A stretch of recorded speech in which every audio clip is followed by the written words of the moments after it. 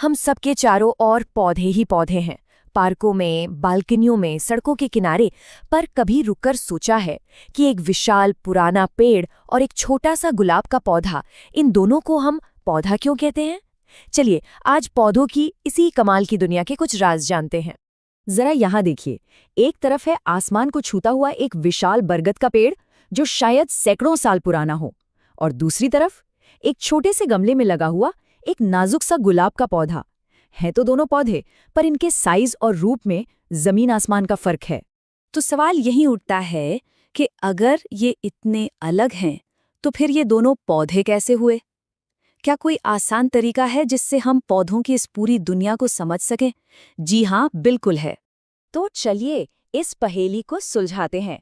असल में पौधों को समझना उतना भी मुश्किल नहीं है। उन्हें उनके आकार और तने के हिसाब से 5 खास ग्रुप्स में बांटा गया है। बस ये 5 बातें समझ लीजिए और पूरी कहानी साफ हो जाएगी। सबसे पहले आते हैं इस ग्रुप के शहंशाह, यानी कि पेड़। हम सब जानते हैं, पेड़ बड़े और ऊंचे होते हैं, पर इनकी असली पहचान है इनका मोटा, मजबूत लकड़ी का तना, जिसे हम ट्रंक कहते हैं। यही वो पावरफुल पिलर है जो इतनी सारी शाखाओं को संभालता है और पेड़ों को सालों साल बल्कि सदियों तक जिंदा रखता है। जैसे कि ये बरगद का पेड़, इसका विशाल आकार ही इसकी लंबी उम्र की गवाही देता है। या फिर सोचिए आम के पेड़ के बारे में या नीम के पेड़ के बारे में, जिसकी छांव गर्मियों में कितनी राहत देती है। ये सब के सब इसी कैटेगरी में आते हैं। अच्छा, अब आते हैं पेड़ों के छोटे भाई बहनों पर, जिन्हें हम झाड़ियां या श्रब्स कहते हैं। ये पेड़ों जितने ऊंचे नहीं होते, पर काफी घने और फैले हुए होते हैं। इनका कोई एक मोटा ट्रंक नहीं होता, बल्कि जमीन के पास से ही कई पतली पतली लेकिन सख्त लकड़ी जैसी शाखाएं निकलती हैं। और हाँ, ये भी पेड़ों की तरह कई सालों तक जीते हैं। इसका सबसे बढ़िया उदाहरण है गुलाब का पौधा। सबने देखा ही होगा, है ना? ये एक घनी झाड़ी की तरह ही तो बढ़ता है। इसी तरह गुड़हल का फूल, जो पूजा में भी इस्तेमाल होता है, उसका पौधा भी एक झाड़ी ही है। अब मिलते हैं पौधों की दुनिया के सबसे नाजुक सदस्यों से, जड़ी बूटियां या हर्ब्स। पेड़ों और झाड़ियों के सख्त लकड़ी जैसी डालियों के बिल्कुल उलट, इनके तने एकदम सॉफ्ट और हरे होते हैं। ये बेचारे ज्यादातर कुछ महीनों के मेहमान होते हैं और फिर अपना जीवन पूरा कर लेते हैं। हमारी रसोई की शान बढ़ाने वाला धनिया और पुदीना इसके बेस्ट एग्जाम्पल्स हैं। और एक मज़ेदार बात बताऊं, जिस गेहूं से हमारी रोटी बनती है ना, उसका पौधा भी असल में एक जड़ी बूटी ही है ना कमाल की बात? हमारी अगली कैटेगरी है उन पौधों की जो हमेशा ऊपर की तरफ जाना चाहते हैं। ये है बेलें, यानी क्लाइंबर्स।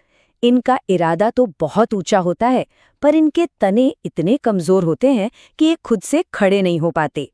इसलिए इन्हें किसी दीवार, डंडे या दूसरे पेड़ के सहारे की जरूरत पड़ती है, बिल्कुल एक पर्वतारोही की तरह। मनी प्लांट तो लगभग हर घर में दीवारों पर चढ़ते हुए दिख ही जाता है। रसीले अंगूरों की बेल हो या फिर मटर और बीन्स के पौधे, ये सब क्लाइंबर्स ही तो हैं।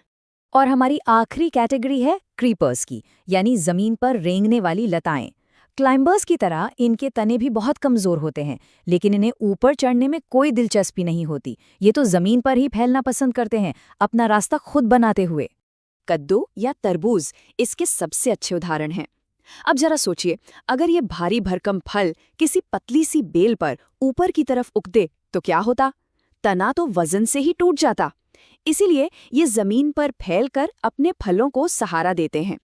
तो ठीक है, हमने पौधों को बाहर से पहचानना तो सीख लिया, पर एक पौधे के अंदर क्या चल रहा होता है? चलिए अब जरा पौधे की इस मशीनरी को समझते हैं, मतलब कि उसके अलग अलग हिस्से क्या-क्या कमाल के काम करते हैं। ये डायग्राम एक ब्लूप्रिंट जैसा है। हम इसका इस्तेमाल ये समझने के लिए करेंगे कि एक पौधा एक मशीन की तरह असल में काम कैसे करता है। तो सोचिए, एक पौधे की पूरी टीम होती है और हर हिस्से का अपना एक जरूरी काम है। जड़ें पौधे की एंकर हैं, जो उसे मिट्टी में कसकर पकड़ती हैं और जमीन से पानी और न्यूट्रिएंट्स खींचती हैं। तना एक तरह का प्लम्बिंग सिस्टम है, जो इस पानी और खाने को पौधे के हर कोने तक पहुंचाता है। पत्तियां पौधे की किचन है, जहां धूप की मदद से खाना बनता है। फिर आते हैं सुंदर फूल, जो आगे चलकर फल बन जाते हैं, और इन्हीं फलों के अंदर छिपे होते हैं बीज, जिनसे एक नई जिंदगी की शुरुआत होती है। तना कैसे काम करता है, इसे देखने का एक बड़ा मजेदार तरीका है। अगर एक सफेद फूल को रंगीन पानी में डाल दिया जाए तो कुछ ही घंटों में फूल भी उसी रंग का हो जाता है। ये साफ साफ दिखाता है कि तना जड़ों से पानी खींचकर पौधे के हर एक हिस्से तक, यहाँ तक कि फूलों की पंखुड़ियों तक भी पहुंचा देता है। तो हमने पौधों के प्रकार समझ लिए, उनके हिस्से और उनके काम भी जान लिए। लेकिन सबसे बड़ा सवाल ये है कि ये सब हमारे लिए इतना जरूरी क्यों है? हमें इससे क्या फर्क पड़ता है? इसका जवाब बहुत सीधा और सरल है। सच तो ये है कि पौधों के बिना इस धरती पर हमारा वजूद ही नहीं हो सकता। पौधे हमें वो 4 चीजें देते हैं जिनके बिना हम जिंदा ही नहीं रह सकते।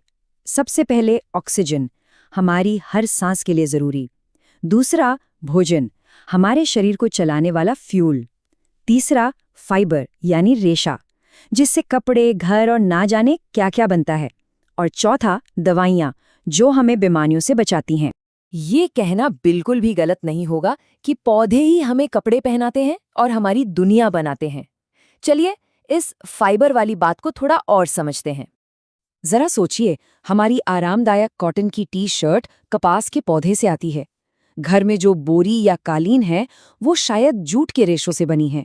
और नारियल, वो सिर्फ खाने के काम ही नहीं आता, उसके रेशों से कितनी मजबूत रस्सियां और चटाइयां बनती हैं। ये सब कुछ हमें पौधों से ही तो मिलता है। तो ये सब जानने के बाद समझिए कि अब हमारे पास एक नई सुपर पावर आ गई है। ये सुपर पावर है अपने आसपास की दुनिया को एक बिल्कुल ही नई नजर से देखने की। तो अगली बार जब भी घर से बाहर निकलें तो एक पल के लिए रुककर अपने आसपास के पौधों को देखिएगा। अब सिर्फ हरियाली नहीं दिखेगी, बल्कि पेड़, झाड़ियां, जड़ी बूटियां और बेलें भी साफ साफ नजर आएंगी। ये दुनिया पहले जैसी नहीं रहेगी। है ना ये कमाल की बात?